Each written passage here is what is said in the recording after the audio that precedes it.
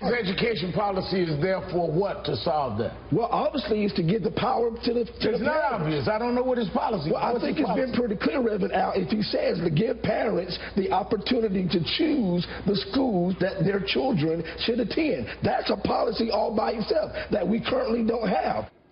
Oh, fired up. Pastor Mark Burns coming to the defense of Donald Trump after Reverend Al Sharpton accused the GOP nominee of not supporting any policies to help minority voters. Burns insists that is not the case.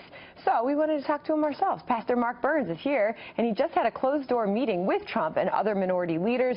He joins me now to set the record straight. All right, first up, that exchange with Al Sharpton. Sure. What did you make of that? Or did you get anywhere with him?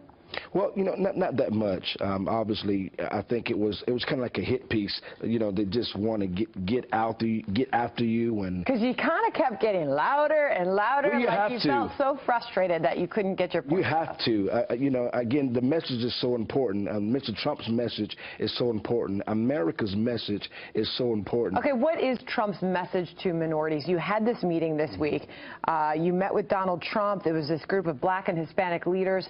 What was the message that he put forward there? Well, the power is in education. I mean, it was amazing to see the African American, Latino, Muslim leaders, Haitian leaders, all together echoing the same thing. The number one issue plaguing the minority community is education. Parents need to have the right to choose the schools that their children can go to. Okay, so you say education is the most important thing. Some critics say, well, he hasn't exactly put forward the details on an education policy. Did he say anything further in that meeting that raised your confidence level that he knows what to do with the education system in this country? Well, again, there are so many children in underprivileged, underperforming schools in the country. Some children, based off where they're born, where they live, are already doomed to fail the moment they enter the school system. Mm-hmm. And so no matter what takes place after that, they have a large percentage of failing. Mm-hmm. Donald Trump understands that. Those of us in the African American or minority communities, we understand that.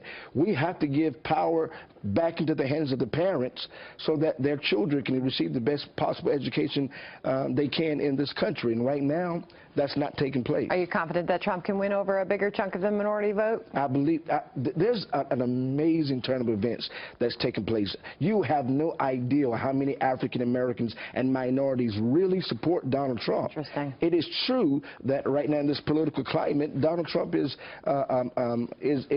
has appeared to be this, as the media portrayed him, this racist, the bigot. All of that is infactual. A lot of it's based off of lies. But the fact of the matter is there are so many African Americans in this country that are going to be voting for Donald Trump in November. Pastor Mark Burns, good to get your perspective on that. Thanks for being here. Yeah, happy to be here. All right. Well.